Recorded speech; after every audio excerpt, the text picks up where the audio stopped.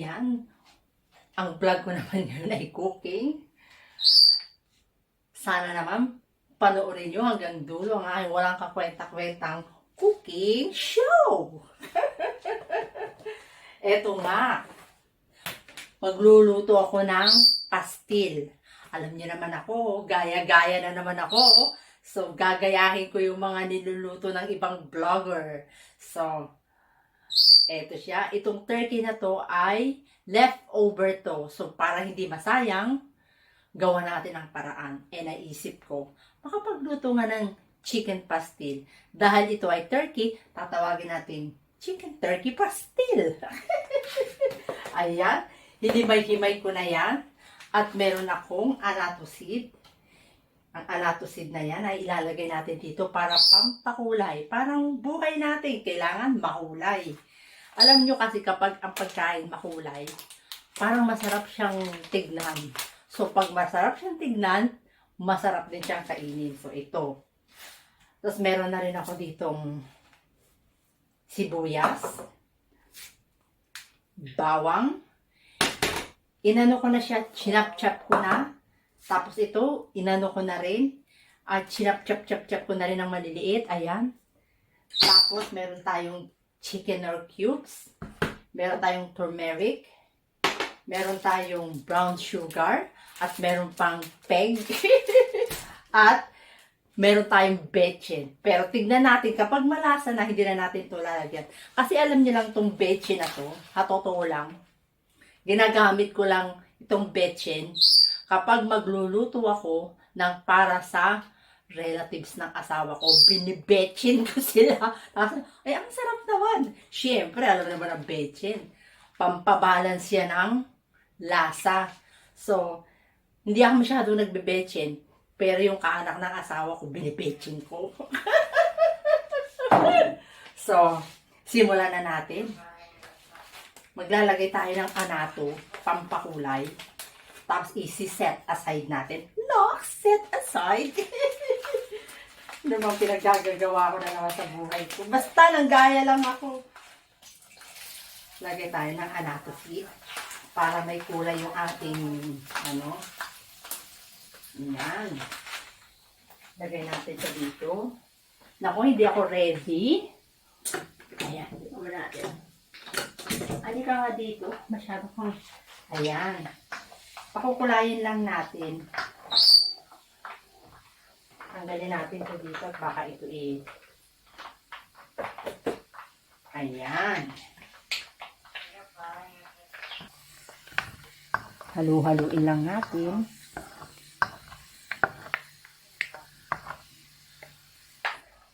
Ayan, pwede na yan. Patayin na natin. Hindi ko alam kung ano ang lasa ng anato seed pag masyadong naluto. Tanggalin nga muna natin ito para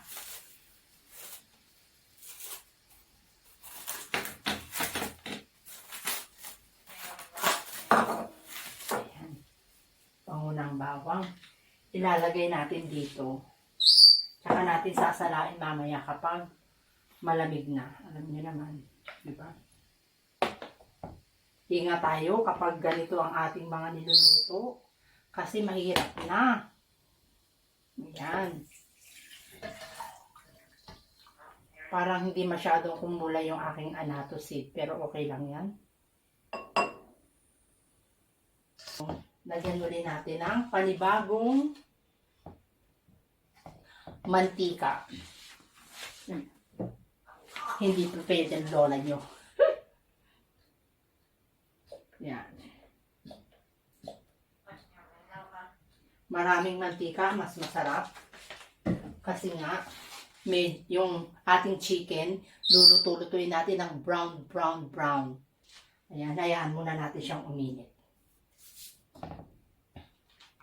Kayo ba, dun sa mga leftover na chicken nyo, na halimbawa may mga handaan tayo, o meron tayong mga okasyon na may natirang chicken, niluluto nyo pa rin ba o init na lang?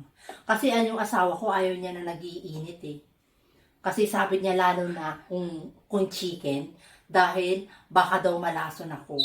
Kaya minsan nasagot ko sa kanya, kung nakakalason ang mag-init ng meat sa microwave o dito sa hub, sana ubos na ang mga Pilipino. Dahil tayong Pilipino, lovers tayo ng mga bahaw, 'di ba? Bahaw na ulam, bahaw na kanin. Love natin 'yan, 'di ba? Sa atin kasi sa Pilipinas dapat walang masasayang. Kasi hindi lahat tayo afford bumili ng pagkain. Tama ba ako? Kaya sige, gawin na natin 'to nang matapos na 'to.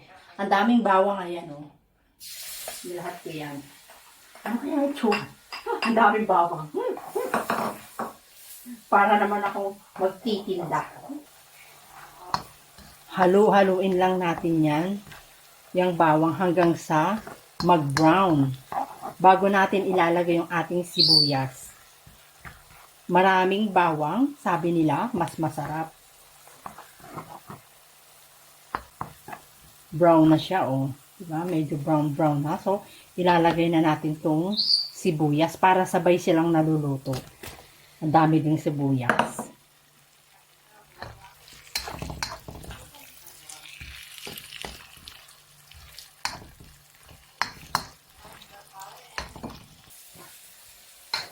Haluin lang natin ang haluin hanggang sa yung kanyang sibuyas imaluto. Siyempre, habang niluluto natin yung sibuyas, maglagay na tayo ng isang chicken cubes.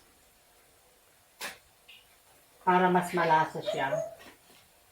Diba? Dito pa lang sa sibuyas at bawang, lumasa na siya.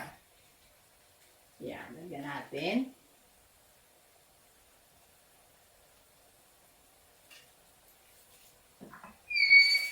Para dyan pa lang, lumasa na siya.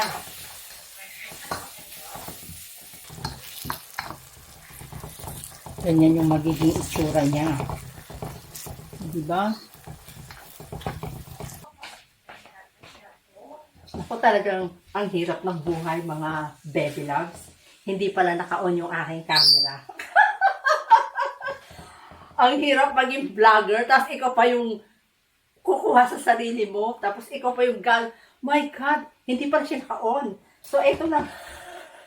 Hindi ko alam kung paano ko explain sa inyo itong ginagawa ko. Ay, naku. Nilagay ko na yung chicken. Okay? Naglagay na rin ako ng another cubes. At naglagay na rin ako ng turmeric. Ang hirap magluto. Ang hirap maging vlogger, ha? Kaya kung napapanood nyo to, tapusin nyo naman at wag kayong mag-skip ng ads. Okay? Ang hirap, ha? Dandal ako ng dandal dito. Naka-off pala yung camera ko. Ano ba yan? Alam ka naman, i-rewind ko uli. Sa susunod, magluluto uli ako. Hindi ko napapatayin yung camera. Naka-off pala yung camera. Oh my God. O yan, ganito. Ito na yung ano niya, itsura niya. Ayan na siya. Nilagay ko na yung turmeric. Yung chicken. Nakikita nyo naman. Nakikita nyo naman. Nandiyan na. O, ayan. Ebidensya. Nandiyan na. Nilagay ko na yung chicken. At saka, naglagay na rin ako ng soy sauce. At saka ng isang Knorr cubes. Ayan. Pababrownin na lang natin yan. My God, ngaw-ngaw ako ng ngaw-ngaw dito. Naka-off pa na yung camera. Yan, hindi nyo tuloy nakita. Ayan. Ganyan lang yan natin. Tapos, ano kaya lasa nito? What?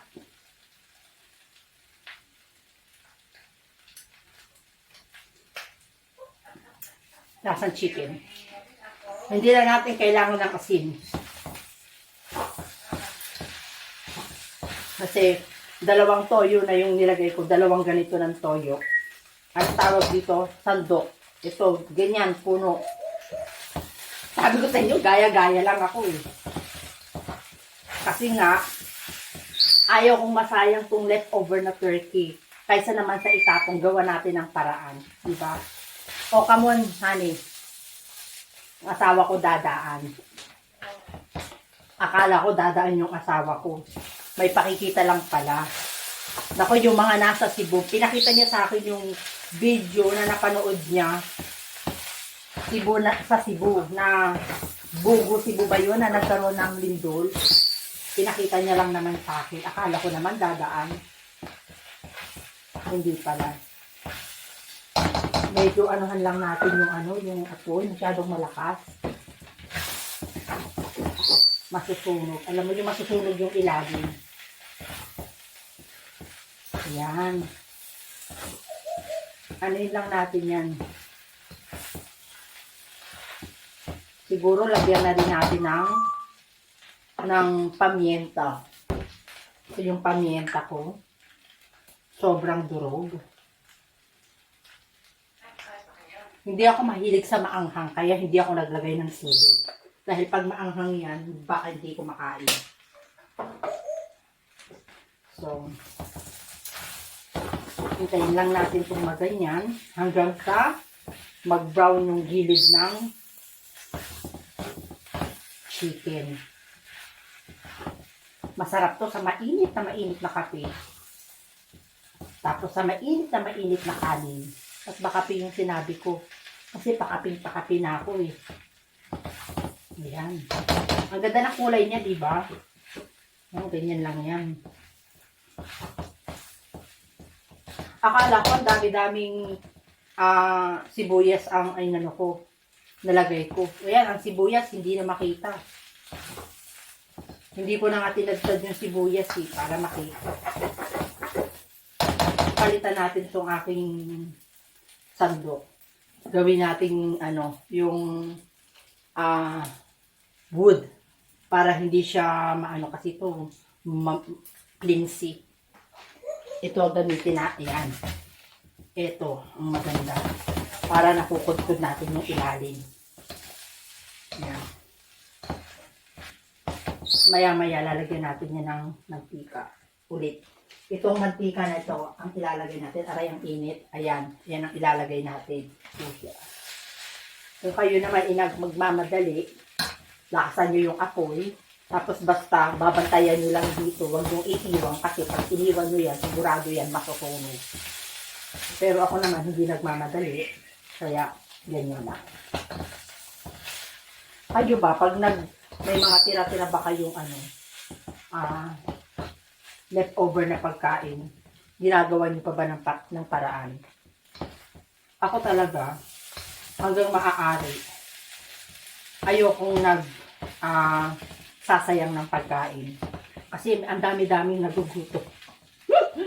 Ang dami-daming nagugutom. Alam mo yan, pag naiisip ko yan, naalala ko si mother. Kasi alam mo nung bata ka pa, wala kang pakialam kahit hindi mo maubos. Lagi niyan sinasabi, ang dami-daming nagugutom, tapos ikaw hindi mo inuubos ang pagkain mo. Alam mo? Hindi ko lang masabi na. Alam niyo, sometimes talaga yung nung bata ka pa, hindi mo gusto yung ulam. Yan ba yan? Ang laway ko. Hindi ako lang naman nakakain ito. Yun nga, yung asawa ko. Alam niyo ba ang asawa ko, hindi ko makain ang luto ko yan. Kahit anong lutuin ko, hindi ko makain yan. Kahit anong sarap ng luto ko. Yung mga kaibigan niya, mga kapatid niya, pamangkin niya, gustong-gusto yung mga niluluto ko. Pero yung asawa ko, hindi mo yan mapapakain ng luto ko. Ewan ko dyan, siguro akala niya lalatunin ko siya. Ayaw niya. Samantalang yung mga kaanak niya pag iniimbitahan ko yun na dito kumain, lalo na pag New Year, magluluto ako. Sabi ko, sige dito kayo mag-dinner sa New Year. At magluluto ako. Naku, Diyos lahat sila dyan, skip sila sila sa front room namin. Kasi, nagluluto ako. Ang niluluto ko ay Shanghai, pansit, adobo, kaldereta. Tapos nagluluto, syempre, di ba, pag New Year sa atin, kailangan may mga sticky rice tayo. Yan, mga ganyan. Tapos yung mga, gusto nila yan. Pero yung asawa ko, naku, hindi mo mapapakain. Ewan ko. Maarting hindi mo maintindihan. Akala mo naman lalasunin. Paano lalasunin pa ba kita? Wala ka namang ipamamana sa akin. Takot ba lason? wala namang, hindi naman kita lalasunin. Dahil wala naman akong mamanahin sa'yo. Yan. Ganyan lang natin. Ang sarap. Tikman na natin ng konti. Kung ano ng lasa. Excited ako. Ang sarap. Medyo napadami ang toyo. Aanuhan natin dito, ma'am. Diyan muna. Ayan na yung itsura niya. Yan. So, ang gagawin natin ngayon, lagyan na natin siya ng sugar para mabalance yung kanyang lasa. Medyo maalat-alat siya. Siguro ito tama na. Kasi baka naman maging bukayo. Yan. Alam nyo ba yung bukayo? Ayoko naman na masyadong matamis. Yan, tama na yan. At sabi ko nga, baka maging bukayo na yan. Haluin lang ng haluin para yung sugar niya matunaw. Alam nyo yun? Lumasa siya dito.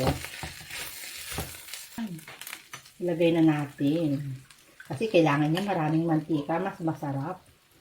Sabi, doon sa napanood ko, sabi ko sa inyo, gaya-gaya lang ako. Ayan, o, diba? Tapos medyo lakasan natin. Ang sarap nito. Ayan na yung itsura niya. Marami na siyang mantika. Yan ang magpapasarap dyan. Maglalagay nga pala ako ng konting suka. Kasi ito magiging preservative ito. Para tumagal. At saka, wag mo munang hahaluin hanggang sa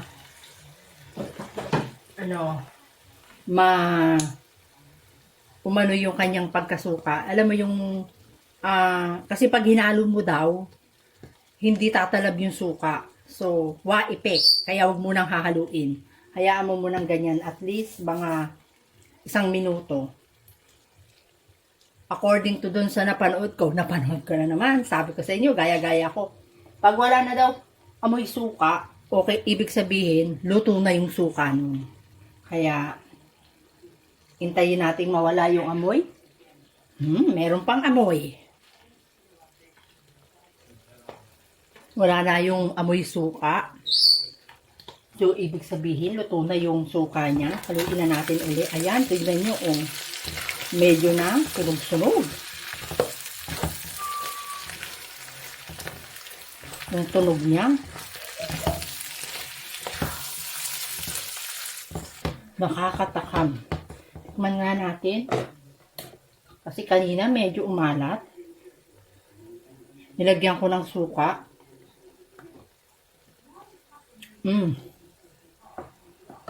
Ang sarap. Grabe. Masarap nga pala ito. Sarap.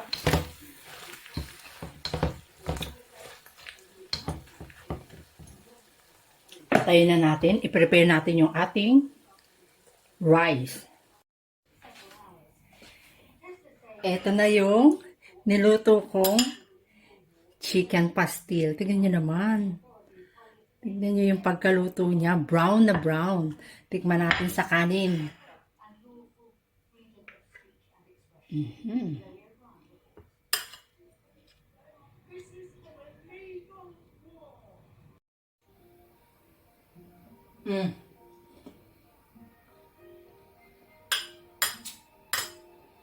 Ang sarap.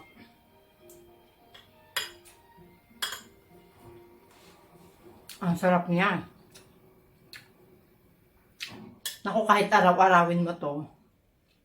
Tapos may pipino. Yung iba nilalagyan nila ng boiled egg. Okay na sa akin yung walang boiled egg.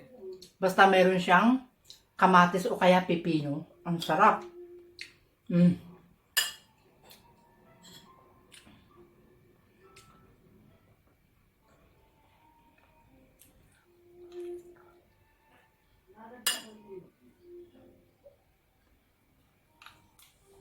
Mm.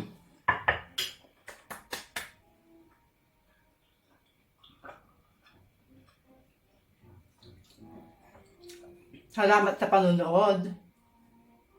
Doon sa mga bago pa lang nanonood ng aking mga video, please, pakisubscribe niyo naman ako. I-tick nyo na rin yung aking notification bell para lagi kayong updated sa aking mga walang kwenta-kwentang video. So, paano ba yan? Itutuloy ko na to. Bye!